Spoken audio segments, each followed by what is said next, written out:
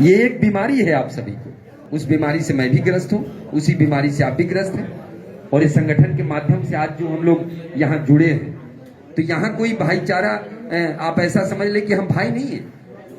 एक भाई आज के समय में भाई का सबसे बड़ा दुश्मन बन गया है। लेकिन आज हम अलग अलग जातियों के हैं, अलग अलग राज्यों से आते हैं, हमारी भाषाएं अलग है, फिर भी एक आदमी आगे मन से उसके आंखों से आंसू टपक जाए, इस बात को आप कब ना समझिए।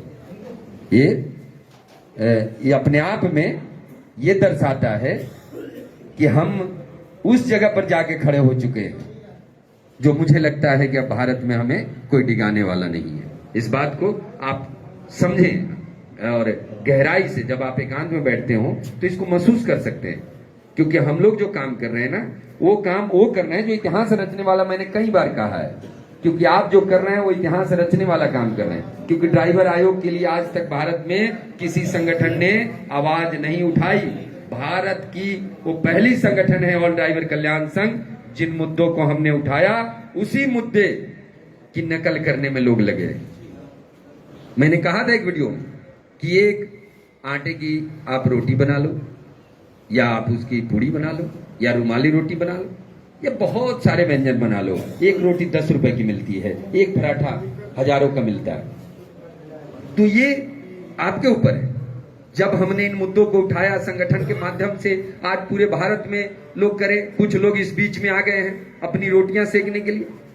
वो कह रहे हैं कि हम कर रहे हैं। अगर तुम कर रहे थे तो इतने सालों से कहां पड़े थे? कुछ यूनियन वालों ने कहा कि हम ड्राइवर की बेहतरी चाहते हैं। अगर तुम बेहतरी चाहते तो आज 78 साल बीत गए, ड्राइवर आयोग भारत में क्यों नहीं बना भाई? क्यों नहीं बना?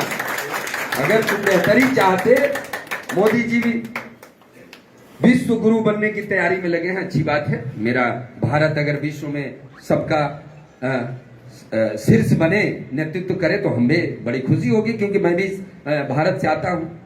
लेकिन मुझे शर्म तब होती है जब डब्बा लेके सड़क किनारे रोड पे मैं ड्राइवरों को शौचालय के लिए देखता हूं।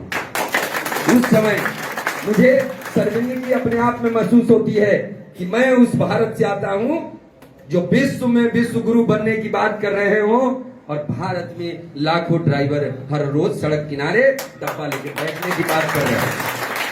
तो हमें उसको बदलना है।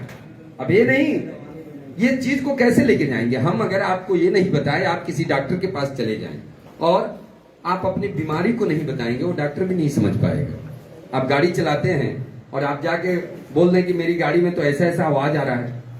अब उसको ये ना बताएं कि वो गियर से आ रहा है या क्राउन से आ रहा है, गियर बॉक्स से है या क्राउन से है, या इंजन के कौन से एरिया से आ रहा है, मिस्त्री भी नहीं समझ पाएगा, उसको भी नहीं मालूम चलेगा।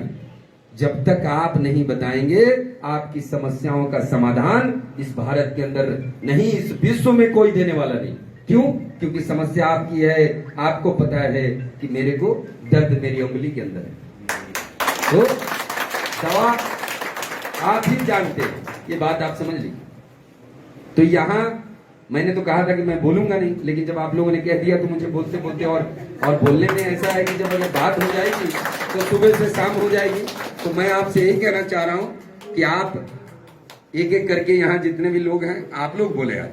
और बहुत बहुत धन्यवाद, मैंने तो बहुत बोल दिया। और जितने भी हमारी टीम और जितने भी लोग यहाँ खड़े हैं, आप सभी का मैं हृदय से धन्यवाद करता हूं, क्योंकि आप सभी एक इतिहास रचने के लिए खड़े हुए।